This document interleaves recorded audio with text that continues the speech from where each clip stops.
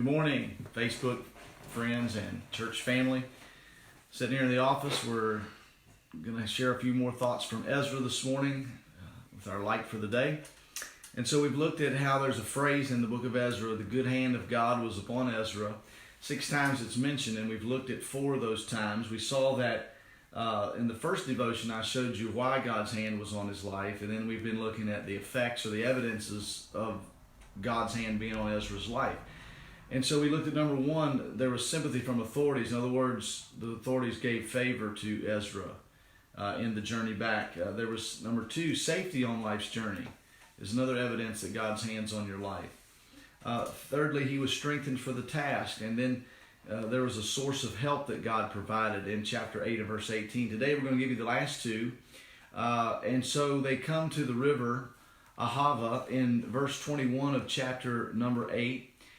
And Ezra says, "Then I proclaimed a fast there at the river Ahava, that we might afflict ourselves before our God to seek of him a right way for us and for our little ones, and for all our substance. For I was ashamed to require of the king a band of soldiers and horsemen to help us against the enemy in the way, because we had spoken unto the king, saying, The hand of our God is upon all them for good that seek him, but his power and his wrath is against all them that forsake him." So number 5, another evidence that God's hand is upon a person is there be a show of faith in God, a show of faith.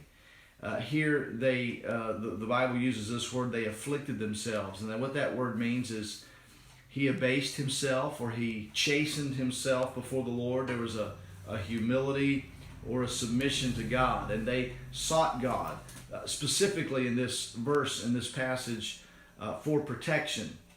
And then in verse 23 it says, "So we fasted and besought our God for this." So there was also fasting. Ezra was serious about making this journey and arriving safely. And it says he was ashamed to require the king. The king had given him permission to go back, but Ezra had boasted in God.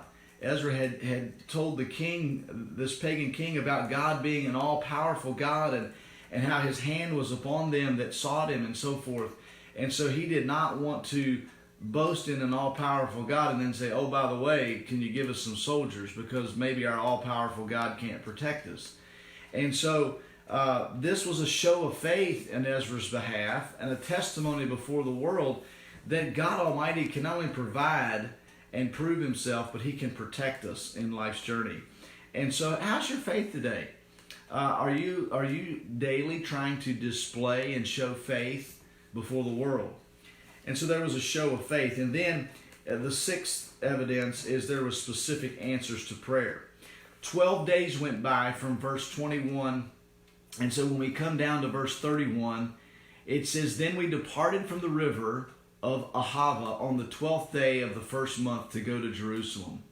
And the hand of our God was upon us, and he delivered us from the hand of the enemy, and of such as lay in wait by the way." God answered their prayer, and God will answer the prayers of men and women who are walking with him. It's an evidence that his hand is upon your life. James 4 says, "We have not because we ask not." And I love 1 John 3:22. It says, "Whatsoever we ask, we receive of him, because," here's the condition, "whatsoever we ask, we receive, because we keep his commandments and do those things that are pleasing in his sight." What pleases God? Faith, going to church, being kind one to another, praising God and giving him glory are just a few. And so I hope you're showing faith in God. I hope that you're receiving specific answers to prayer. That's light for the day.